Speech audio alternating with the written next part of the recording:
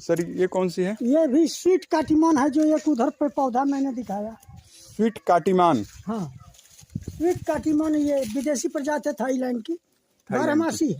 12मासी है। हाँ, पकने का टाइमिंग क्या है सर इसका? इसके 12 महीना पकता रहता है, पकेगा। अच्छा, ये 15 जून के आसपास पकेगा, जो पहले का फल है। 12मासी है ये भी। हाँ, ये सब देखिए बौर था, हमने इसको तोड़वाया है ताकि पेड़ थोड़ा बड़ा हो। अच्छा अच्छा।